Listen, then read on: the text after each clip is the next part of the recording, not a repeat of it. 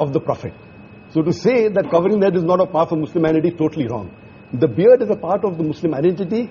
Wearing the cap, or at least covering the head, whether with a scarf or with a gatra like the Arabs do. But sir, what about what Shahrukh said? And I know a lot of my friends say this, that and all of us, no matter what faith we come in, we interpret our faith differently. We take away some things, we don't do some things. Does that make us any less of Hindus, Muslims, Christians? No, as I said, that Muslim is a person who submits will to God. So you cannot say a liberal Muslim or a moderate Muslim. You can say a practicing Muslim or partly practicing or non-practicing. That's more correct. You know, and to understand Islam, don't look at the Muslim, don't look at me. Go to the scriptures. That is the reason I give talks on Islam and comparative religion. But so as far as the stereotype is concerned, I find that a too narrow definition of Islam. I personally reject all rituals. But Islam is part of my culture and my ethos. I'm as proud a Muslim as anybody else on this podium. But I don't have to wear it on my sleeve, and I think that's too narrow a definition of Islam. I'd like to make a point. Yeah.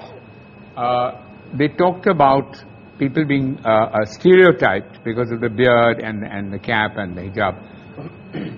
Then we should say that all Sikhs are stereotyped.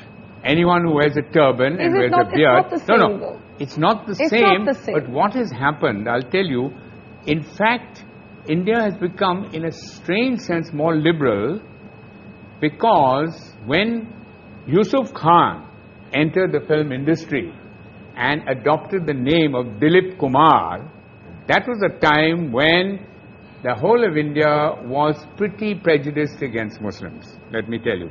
And Meena Kumari, who was she? She was also a Muslim. Why were all the names? Shahrukh is an amazing example of a Muslim who is now the Badshah of Bollywood with a Muslim name. He didn't have to change his name. So something has happened. Would you have ever changed your name? To Akshay Kumar, yes. I would never change my name. But now the reverse is happening, Barkha. I know of boys who come from small towns, want to become actors. They change their name to Khan because they think that's the badge of honor. That's the way to go. That's the of success. No, it's Khan or Kapoor. Sorry, Najib? But Dilip Kumar has now become Allah Rakha Rahman. Yeah. So that's the change. But now he's no longer a star. Yeah, Shahrukh, you want to make a point, and then Soha and Madani. Yeah, I just want to say one thing. With, you know, I just want to know very clearly, and I'm a Muslim, and I want to know: is it more important for me to look Muslim and see Muslim, or to feel Muslim? I fully respect the scriptures. I fully respect all the hadiths. I have read the Quran in my own way, in Arabic and in English. But I think its time has come, and this genuinely is an appeal, that it is more important to feel Muslim, to feel Hindu, than to look it. And if you do, if you do, it's absolutely cool.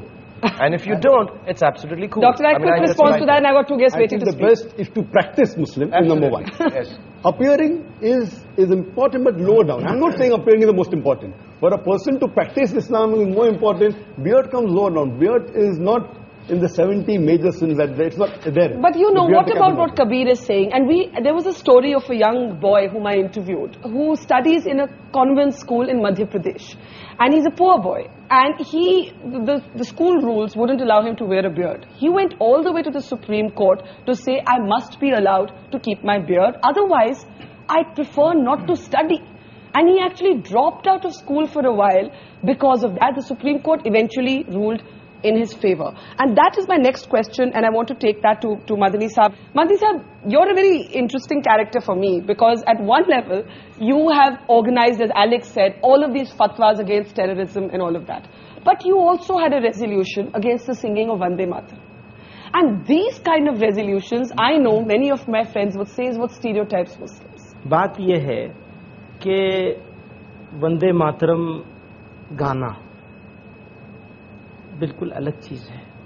अलग चीज है। हाँ, गाने के लिए जिद करना बिल्कुल एक अलग चीज है।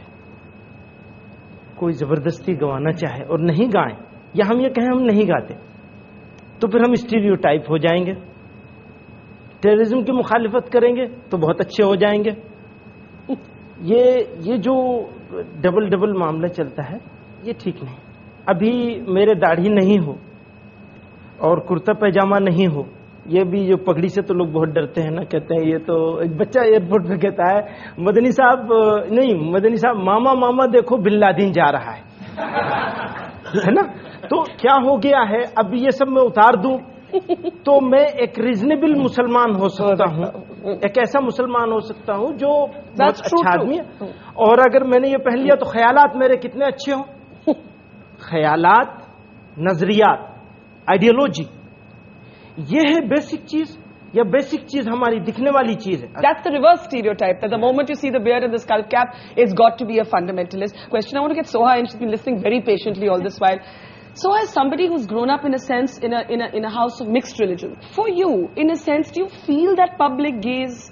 Do you feel, you know, many people have questioned my labeling of, or my looking for the moderate Muslim.